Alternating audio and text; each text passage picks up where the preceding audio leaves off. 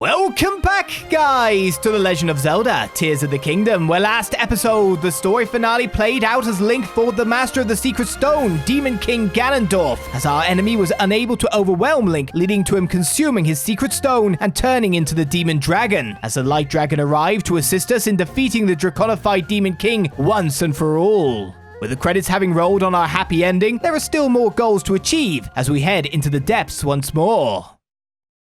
It's weird to be honest, to me, it's always weird to continue playing straight after finishing a game because you want to like crystallize your feelings on it. At this point in time, like trying to like figure out what your goals are from now on, but we kind of know to a certain. Ow, I'm on fire!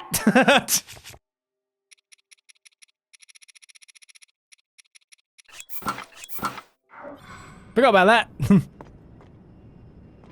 Right, we need to go over. I'm just wondering if I could just make it. Here's praying. Right, so first things first. Of course, we want to hit more lightroots when we see them. But first things first is let's hit up all those X's on the map to give ourselves a little bit of structure for our next little bit of the game. But when you look at it, a lot of scouting from here on out should be taking place. So the Koroks will be done. I will check around Hyrule for any quests that I have missed. Caves that I have missed. And all of that jazz. Facing the wrong way, aren't I? And we will look to be doing a cleanup in the near future, but we're in the post-game now, so hello guys. Those who are sticking around past the story's completion. I hope that, in the end, that's a talus down there, maybe. You thought I paced out the game relatively correctly. I hope that you can think that. It's a bit hard knowing exactly at what pace to go. Because you don't want to just finish the story really quick and then back end all the exploration and grabbing things. But there's also a point in time where you should finish the game, is how I would put it, too. So that's why we finished it up before getting absolutely everything. Otherwise, I could have been making you wait weeks for me to finish it from that point. But equally, it's taken so many weeks to complete. Zelda Breath of the Wild with DLC, half-an-hour episodes with the start of it going out was 20 minutes, if I remember correctly. That was only about 100 episodes long. At this point, I think we've passed 200 or near enough, and we will keep on passing 200. It's been just absolutely massive. It's one of the biggest games I've played on the channel. By a large margin too, and I play games such as Trails.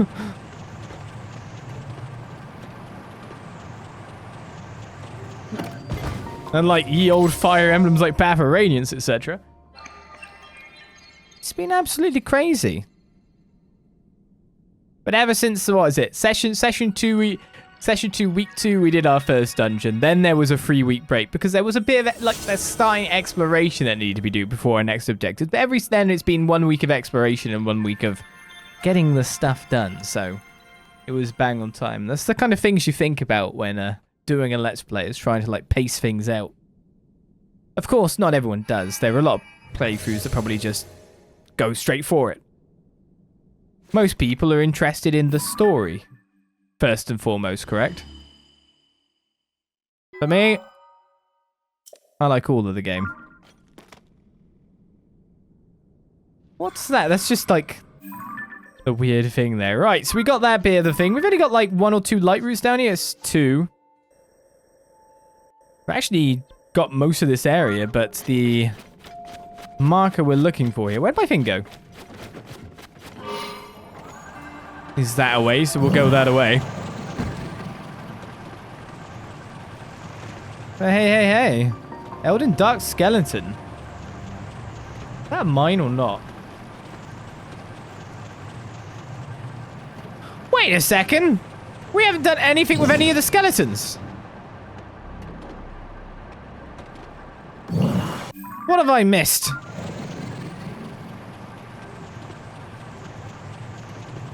How did I miss that? Who gives a quest for that if someone gives a quest for that? I did stuff at them. Nothing happened. I kind of assumed it'd be a quest.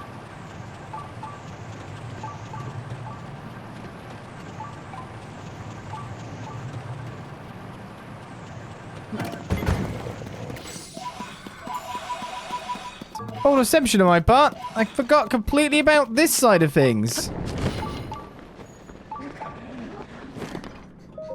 This guy's in the skull with me. Hello.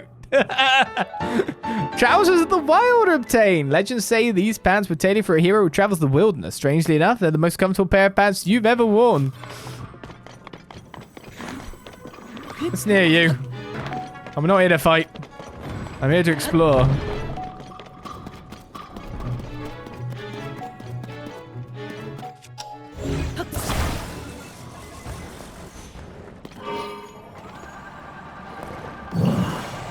Yeah, now I have to find where to find skeletons. Here, there, and everywhere. Meanwhile, there's a light route way further down this path that we can see it. Is that a Coliseum? Have I done this?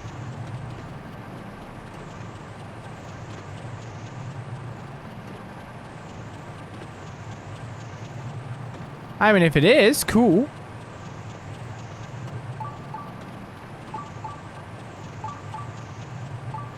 I mean, I'll get the light route first.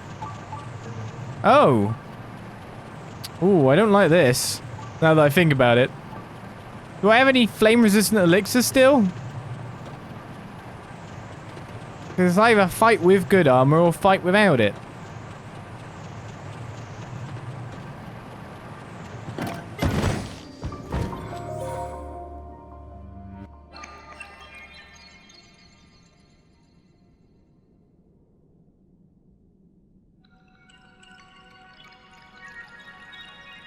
It's also been quite crazy being ahead of the YouTube for quite a bit. So whenever I'm filming these sessions, it's usually like 4 weeks ahead of when you get it on the YouTube. So those watching on YouTube,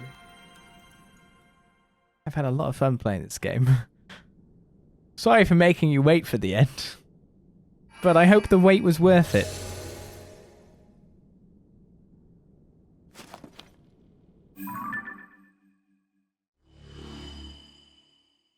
There's a little bit up there too. And an interesting section that is also round.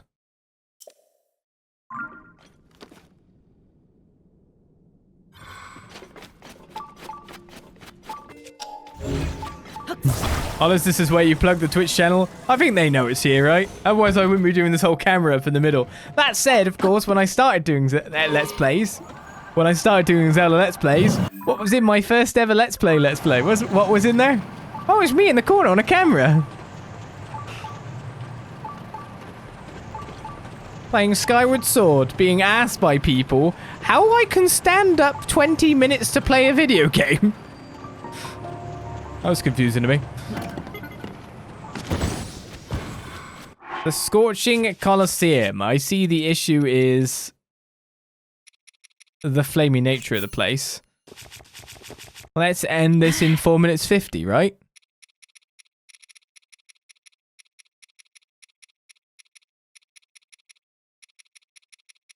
That's not too bad. Is it sorted by sets? That's why I can't find it. Got the royal cap now, at least, and other stuff. Let's get our fanciest gear in. The Tunic of Memories versus the actual armored version. Of course you're going to wear the armored version. It looks way cooler.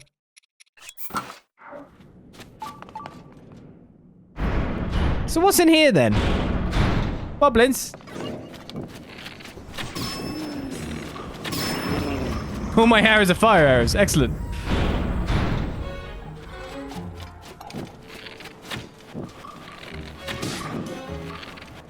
He's on fire. What the hell? He keeps shrugging me off.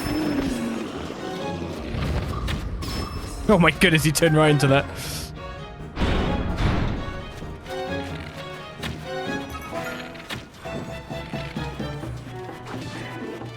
Look at these dodgy gits.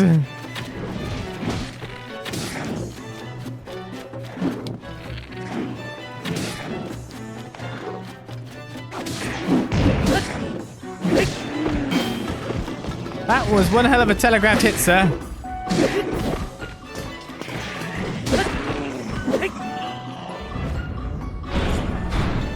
Okay, it's silver moblin.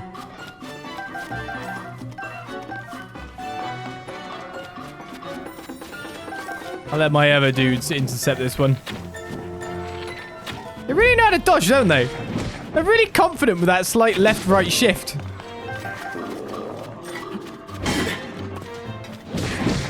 But now we got him.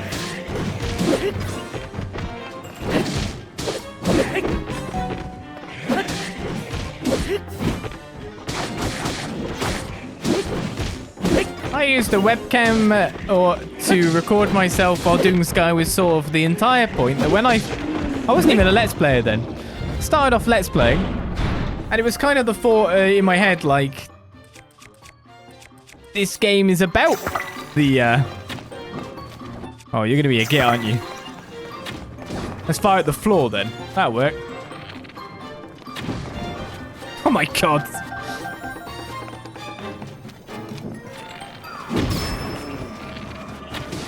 I need these guys for the life of me, can't I? That guy's legs just got taken out. But the game's about its motion control, so I should try to represent that. Put up a border, and some of these standards have lasted the entire time we've been playing. The entire time we've been doing Let's Plays. The border, the main one.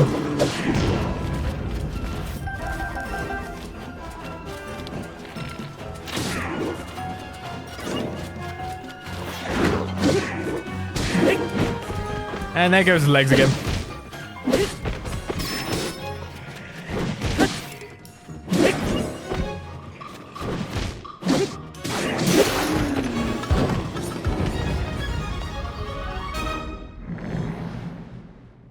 I was giving him a good smack on the bum. I do wonder if the Demise fight is still one of my favorite boss fights. Oh yeah, it totally is. Oh, my weapon broke. I'll take this, because it looks like it could do good at smashing. Oh, I mean, it is a blooming Stonebreaker anyway. It is still one of my favorite fights, don't worry about that. Like, that's why I was kind of knowing about the Demise fight, right? And how much this version of Ganon actually did look like Demise to a fair bit. The fact I wasn't able to parry and dodge the stuff as well during that fight was really irritating me. I couldn't quite get the timing. It was so like, There's some fights on Final Fantasy 16 I've done that are like that. I just couldn't, like, the timing just wasn't quite there in my head. And if I was given more time, the amendment would be made and then we'd be rolling. But I just couldn't get it. And then, of course, it was just, oh, we can just back him into a wall. Now he can't escape. Oh, okay. That's kind of amusing. Zat's helmet. The ruthless usurper king of the Twilight Realm wore a helmet much like this one. It's a rather rare find and makes you unfreezable. Cool.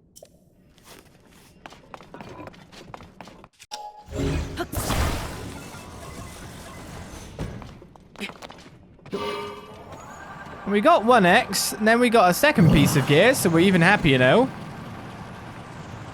Oh, I'm not gonna crash. Please don't crash. Turn, turn, turn, turn, turn. Oh, balls. I guess I'll go out the front door like a normal person then. I'm gonna have to change gear in a second. I'm gonna catch fire.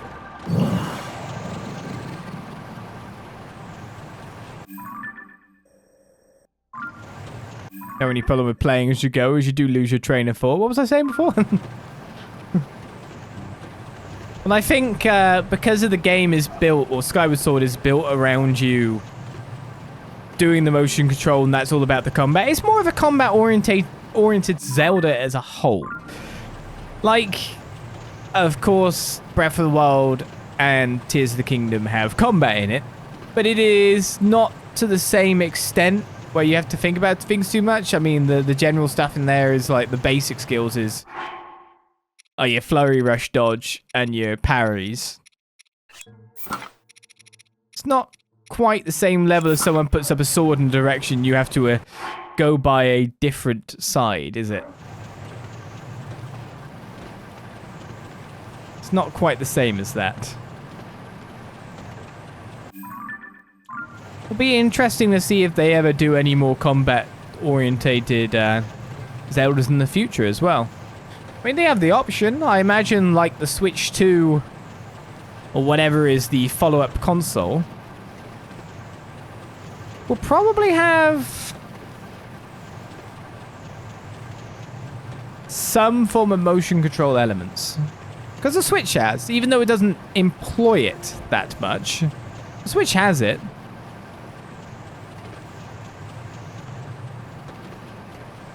So it is a question. This is underneath somewhere. Gut check rock.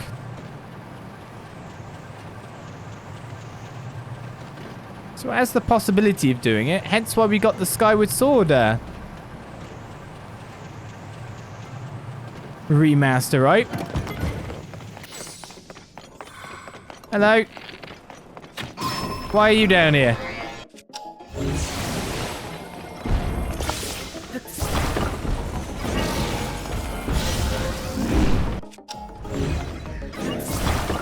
No, I missed.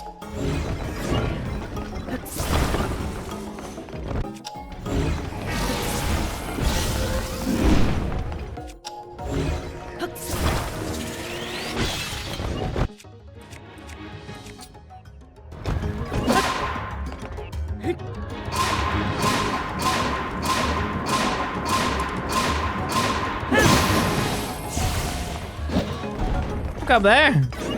I can't hit you good up there.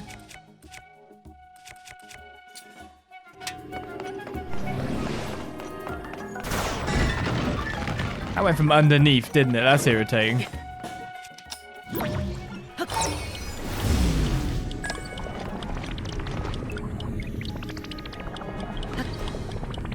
Press jump, fly high, come down from sky.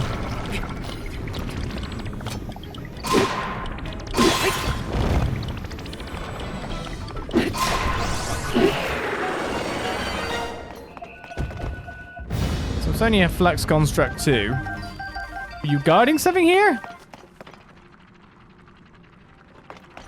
You just exist here.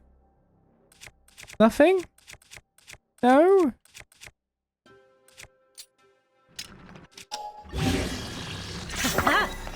Gonna make me very disappointed, I'll have you know.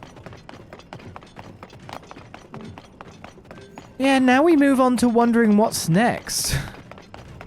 Really? I don't mind motion control games. I played, of course, Skyward Sword, and I played another motion control game for the Wii at the time that involved sword play. Did anyone play Red Steel? I'm pretty sure that was the name of the game. They were very interesting games and interesting concepts, so it's not to say they couldn't go that way, but I think people generally like playing with a normal controller. So how would you make it more combative? It's what do you do with Zelda next? It really is the question. See, the thing is, we came up with Final Fantasy as that question, and that's why it went the action combat route. It does make you wonder what could be a new route past here to spice things up a little bit after 2 iterations of this ilk. That said, this formula wins. So how do you freshen up this formula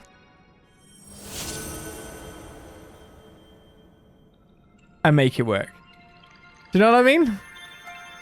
How do you keep this formula? This formula works, it wins, it gets them endless reviews and endless sales. How do you iterate on this? Is it a case if you want to now do a different kind of game to therefore, you know, palette cleanse and allow people to wait for the next version of a game like this? Or do you try to do this kind of game again, but with a different spin? The question really comes as to what could be a different spin. And I think combat is the main one at this point, considering what we've seen. Combat could be the key. So I don't know if you agree with me there or not, but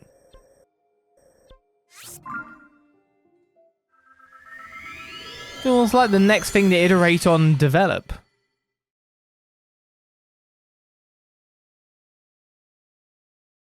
But that said, I'd never want to get rid of the puzzles. I really like the puzzle heart of a Zelda game. As you can tell, I love doing my shrines. I've already killed this guy before, haven't I? I'm pretty certain I've killed this guy before. There's no way for me to find out, is there, without engaging it. Still haven't found a cold there or anything. I was excited when I saw him coming down the thing, and then I didn't get to kill him. How dare it. Is there a thing down there? Yeah, I'll go down this way. Is it down here? It's to the right of it. How do you focus the combat a little bit more? There's almost a thought of maybe continuing the story of this Link and this Zelda still. I know there's not many iterations of Link that have played through multiple games. To be fair, there's ones that have gone further than 2 games, that's for definite. Oops. But who's necessarily to say that this, like, Link and Zelda's story in another land is done? There are other continents outside of Hyrule. We all know that. There are other places that could be represented and could be gone through. And that's where the interest ends up being, isn't it? You could continue an adventure with this Link and Zelda. You can still, if you want to, make Zelda even more integral, because she's background integral, and she doesn't give herself the right credit for what she's managed to do during the thing. It's like, you did it, Link. I know, like, that's kind of like from her perspective, but it's like, my God, Zelda. If you didn't enact the plan to make the selfless, absolute crazy sacrifice, everything would have gone again. Please stop making sacrificial plays, but my God, you're good at them. And I am still totally not averse to a Zelda game having Zelda as the main character, as in playable, as well. There is not necessarily any reason for it to 100% be Link, especially if you go further afield from where the curse is with Ganon and Demise. And even then, at least the iterations of Zelda we've been seeing have been getting more and more powerful. They're so integral. Like, Link is the one who has to be there to deal the final blows to these things. He is the one who wields the Master Sword, granted. But Zelda has MVP'd and engineered the situation. Both games we just had.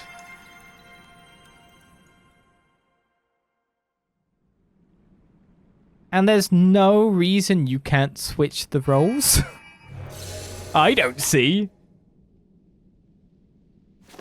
I don't see why Zelda can't be a warrior and Link be a prince. I can't see why they can't both be warriors. Explorers. Tetra was ace.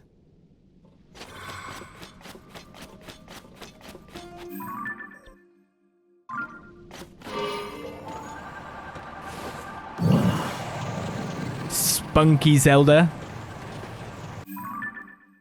With Pirate not wanting to be the damsel.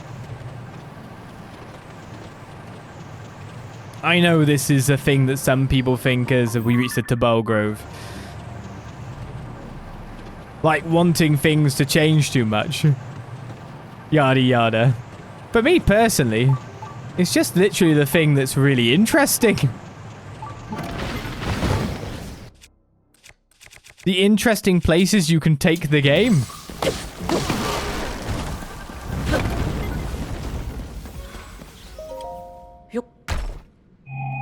How to iterate, how to do something new. Sea Breeze Shield. A shield said to have been the favorite of a hero who traveled the open seas. It was apparently a family heirloom passed down through many generations. 65 defense. I would never hurt my you poor baby shield. You'll go in my trophy rack soon enough. I've got a... There's a tree coming. It's coming. Let's get out of here.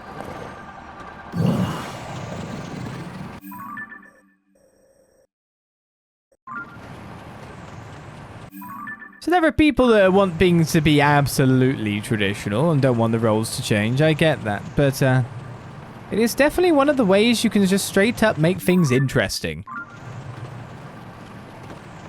Because Zelda games as a whole, they are, of course... Oh, there's just a chest down with those guys. Essentially a tale that gets retold. Many, many times, many iterations, as is the curse that haunts the land of Hyrule. The hero and the princess. That is just the structure of things. So any actual change up to the structure, even on the loosest terms like that, brings intrigue on the basis of it can instantly put you in a place that's slightly more unfamiliar about how things might play out.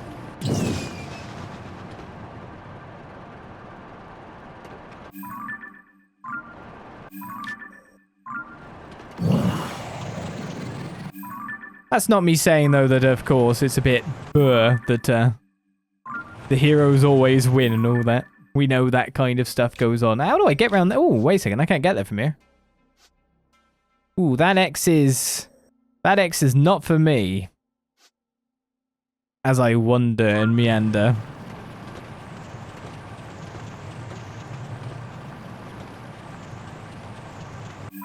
Unless I can find a place over to the left from here. Like a cave or something. It's not looking good. So maybe grab one more lightroot. It's actually on the other side of the thing altogether. But I get the people who were kind of traditionalists as well, I guess. That doesn't go where I need it to be. Well, I was hopeful. Just like wondering where the nearest lightroot even is. It's nowhere to be seen. I'm out of juice. I want to keep flying.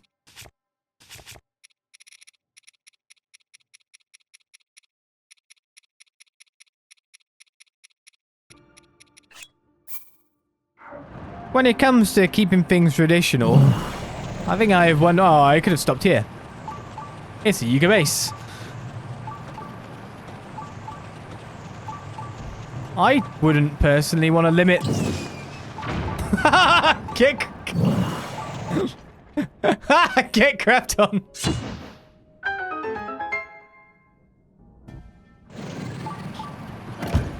I wouldn't want to limit the creative minds of Nintendo.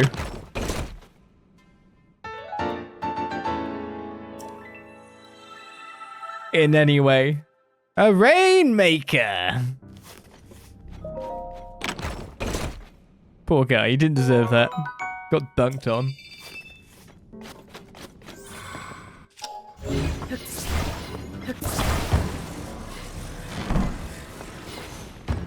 Anyway, where are we going? Like, where's the nearest light route from here? Kind of onwards. Okay, what comes first, you reckon? I bash into a wall, or I find the light route? Because at this point, I don't have any obvious way to go. And this is my main source of light. What if, like, there's, like... Oh my god, just imagine if there's something like Caldera around. There's a Hinox below me.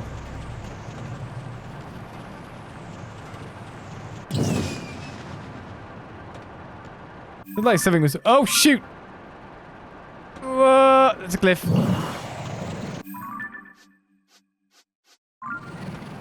I gotta find a light route here. I'm flying blind. What's that?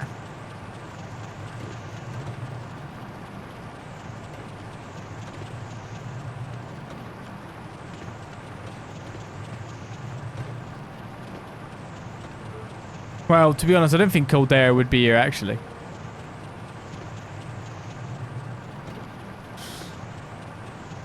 See Caldera for about 2 seconds until it melts into oblivion. Well, I think a switching character perspective Zelda would be good too. We've done it before. Spirit tracks. having Zelda possess the little phantoms. I know it's not exactly the same, but you could do a lot more with puzzles with 2 characters. Hey. You could make a 2-player. That'd be a bit much, I feel. At some point in time, they really do have to make something like this, like 2-player for the entirety of it and designed around that. I don't know. You can either switch or you can play the whole game 2-player using an online connection. It works perfectly. That would be beautiful. But again, this is the more radical side of possible design, I feel, that you could use for this. Maybe a little bit too much. Hey, I play it. After all, I'm waiting for a 4 Swords on GameCube remaster. Hello.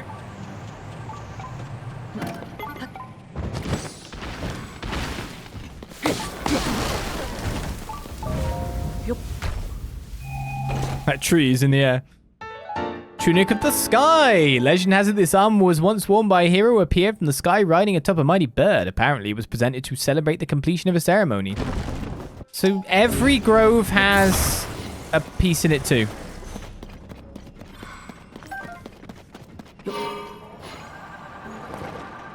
Every grove from above, or woods? Yeah, woods. It's Minchie Woods that's been that grove. Minchie Grove.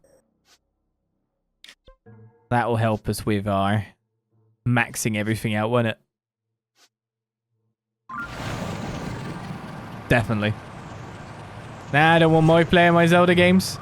I mean, it's funny enough that the Zelda games that are multiplayer are actually considered mainline.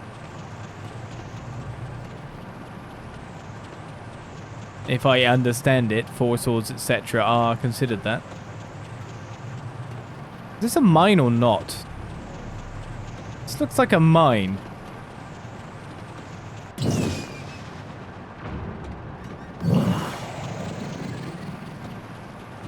You can't quite tell. It won't give you the map locations, will it? Unless you've fully lit the area, I think. So best for me to go for that Lightroot and pick it up.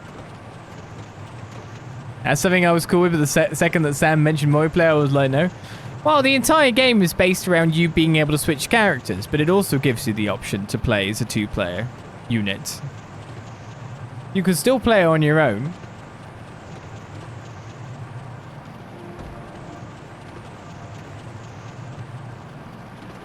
Gives the option to play with someone else if you want. But yeah, I understand there's a thing that people like single-player games, and I know that is past the limit of what people could generally want past it's too much. Too much past the traditional. Too much.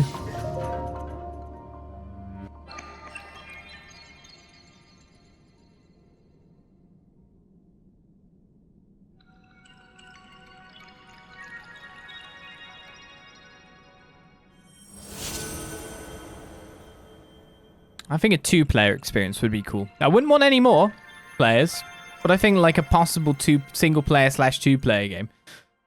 I know the 4 Sword exists and you got 4 Sword, but playing 4 Swords on your own is a bit meh, isn't it? Or Triforce Heroes.